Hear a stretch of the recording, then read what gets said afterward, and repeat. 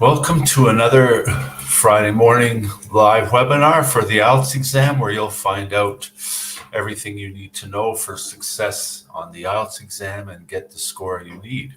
I want to welcome you if you're watching on Facebook Live or YouTube, or if you're watching on the replay. I just want to remind you that at any time you can ask your questions or leave comments, and I'll be sure to respond and get you the answers that you're looking for. So today we're going to be looking at 7 tips to get a band 7 in IELTS speaking.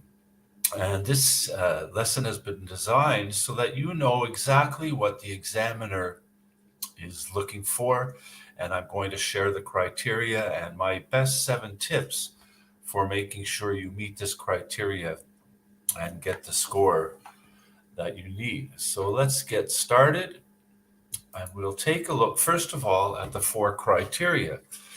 This is what the examiner is looking for in the IELTS speaking section: fluency and cohesion, lexical resource, grammatical range and accuracy, and pronunciation. And I'm going to share in detail how you can meet these criteria with my 7 tips for the speaking section. Fluency and cohesion is basically how you speak and share your ideas. Lexical resource is vocabulary, and then we have grammar and pronunciation. And if you stay with me till the end, I have some really great tips on how you can improve your pronunciation and feel relaxed and comfortable on test day. So let's get started with tip number 1, and this has to do with fluency. And according to Band 7 criteria, Band 7 in fluency means to be able to speak with no noticeable effort. In other words, you're just relaxed and comfortable and speaking quite naturally and fluently. And in this case, for Band 7, you'll make few mistakes and you won't be correcting yourself too much as you speak. So when it comes down to fluency, what this really means is that you want to speak naturally. And this is what is meant by effortless. It's just a natural conversation that you're having with another person.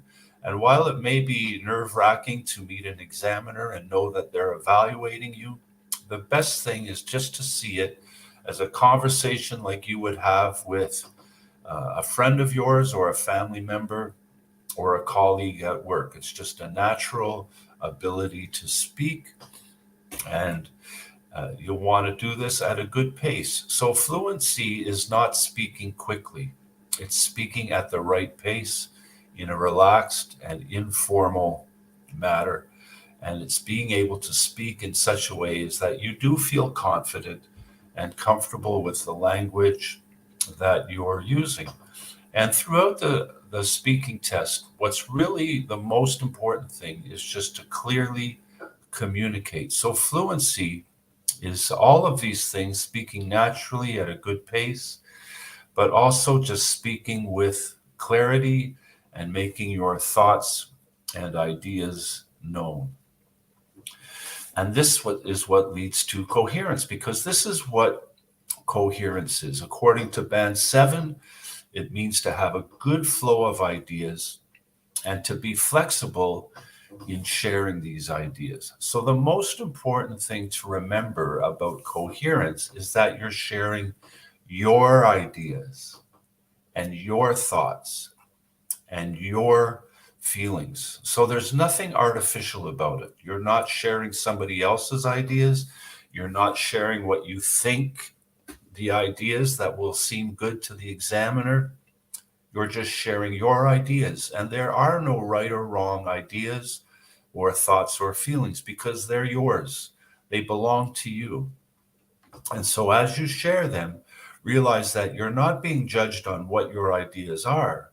You're just being judged and evaluated on how you share them in English, and you want to just have a good flow to them. They flow logically. There's a good order to them and a good structure to how you share your ideas. And again, make it as natural and fluent as possible, as if you're just speaking to someone who is genuinely interested in hearing what your thoughts and ideas and feelings are about the topics that they're asking you about. And this brings us to tip number 3, and this has to do with vocabulary. And to reach a band 7, you just have to have the ability to discuss a variety of topics. And I can tell you that these topics are not just academic, they're not formal, they're informal, everyday topics that you'll come across in your day-to-day life. And it's also the ability to paraphrase.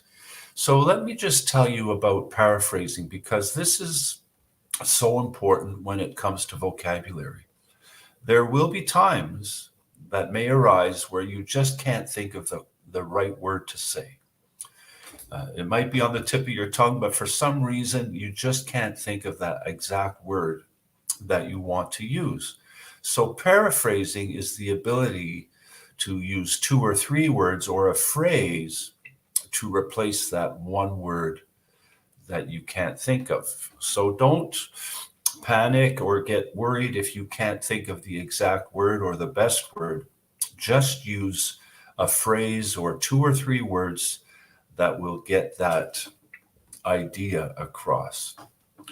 And when it comes to vocabulary, really what it is that you just want to make sure that you have the words to express yourself clearly. It's all about clear communication, speaking with clarity.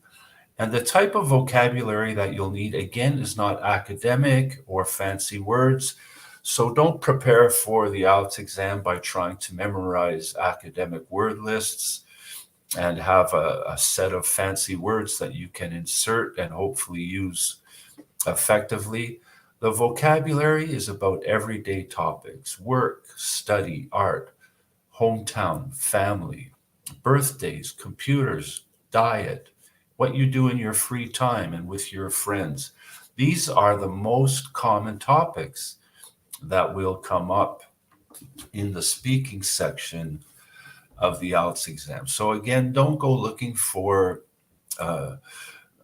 really unusual or special words.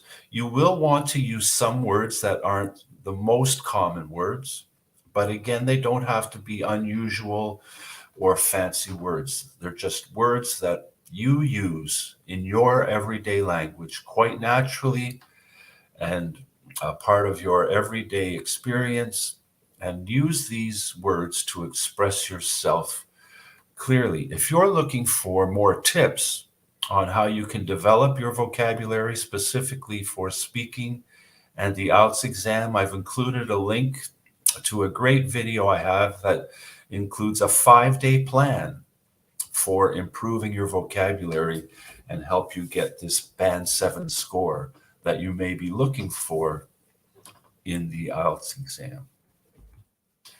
So the next thing we want to look at when it comes to vocabulary is just the words that you choose to use and how you use style and collocations. Now, collocations simply means words that go together, the right word in the right combination with other words. And again, there's nothing special or fancy about this. It's just knowing which words go together. And for example, there's one common type of collocation that's sometimes mixed up, and it's the words do and make. For example, I could say, I'm going to do my homework. But if you say I'm going to make my homework, that's incorrect. So just these little things. And again, check out my video for how you can improve your vocabulary. And don't hesitate to subscribe to my YouTube channel, where you'll find literally hundreds of videos for everything that you need to know. Any question you have can be answered, and I look forward to helping you in that way. So when it comes to your vocabulary resource, and I just want to mention again, this is the real reason for not trying to memorize academic words and unusual words, because they're probably words that are not a part of your everyday conversation. And there is a real danger that you'll use them incorrectly or inappropriately. So when it comes to your vocabulary, your goal is to just use the right word with the right meaning for the right reason. So, for example, if you've memorized a really good, fancy academic word that you hope to use to impress the examiner, it might be the right word and it might even have the right meaning, but you could be using it for the wrong reason.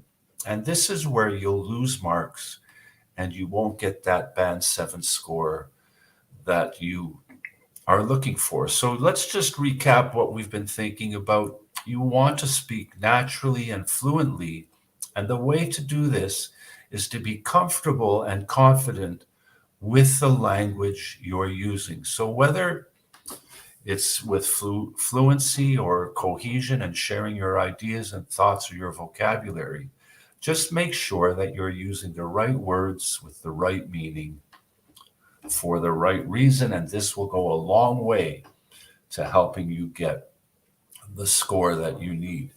So let's just take a look at grammar for just a couple of minutes. When it comes to grammar, range, and accuracy, the first thing is range. And this just means that you can use a few different complex structures. And by complex, it doesn't mean complicated. You can keep it simple. And I just want to show you maybe 5 different types of sentences and how you structure them. I'll give you some examples to just show you how this can work, still using your own words, your own vocabulary, and speaking naturally.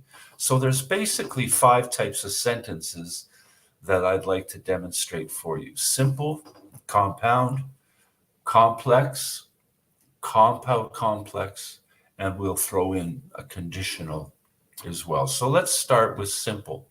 Here's 2 simple sentences. I moved to Ottawa.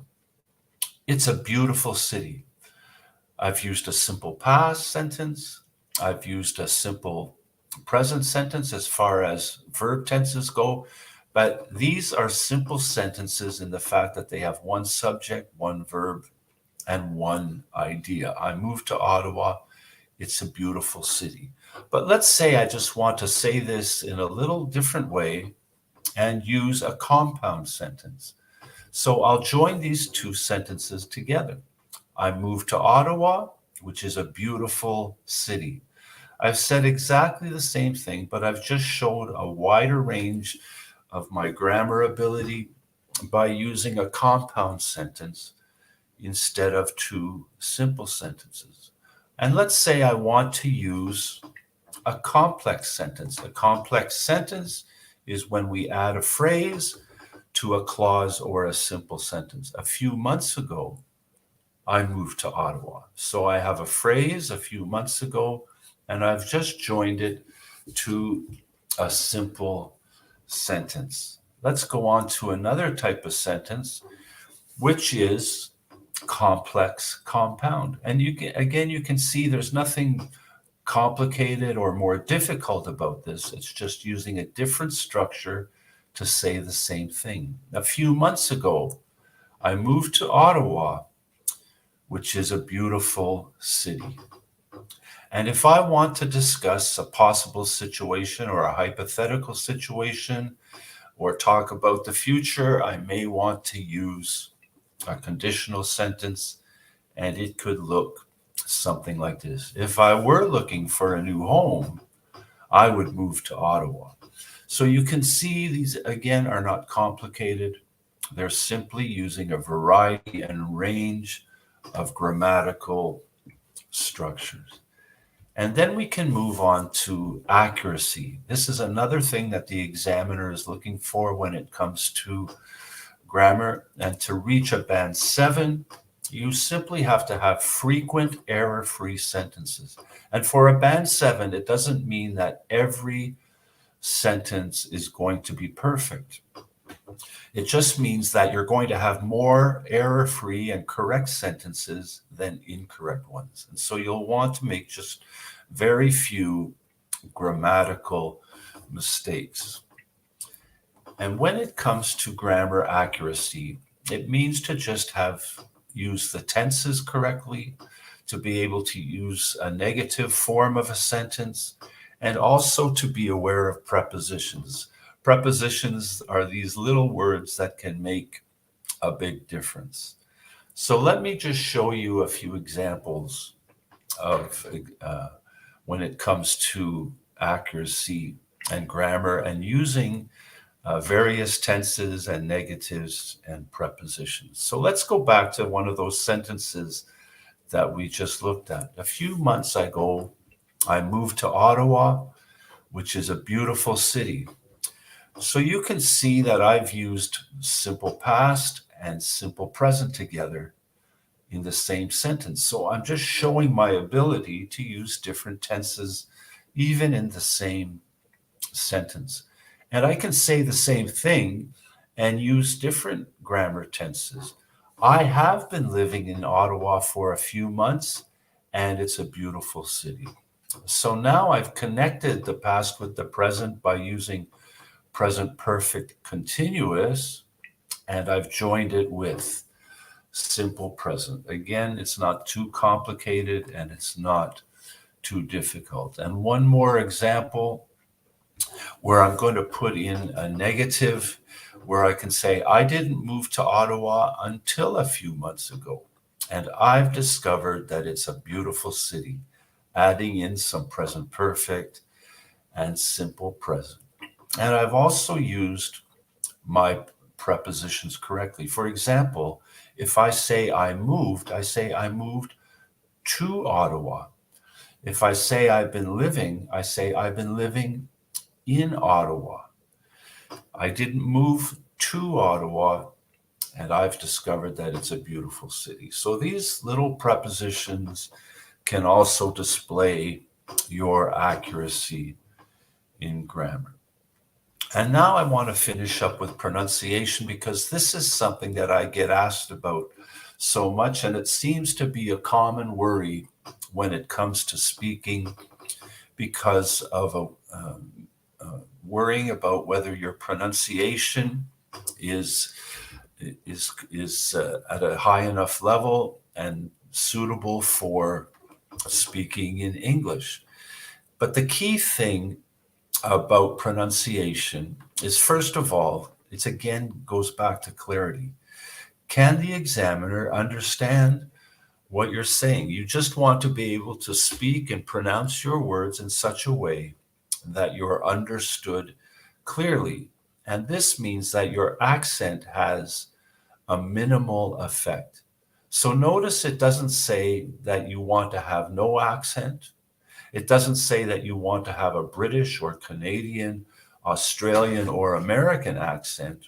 It just means that the accent that you have, the accent from your native country, has a minimal effect and doesn't stand in the way from you being understood and speaking clearly.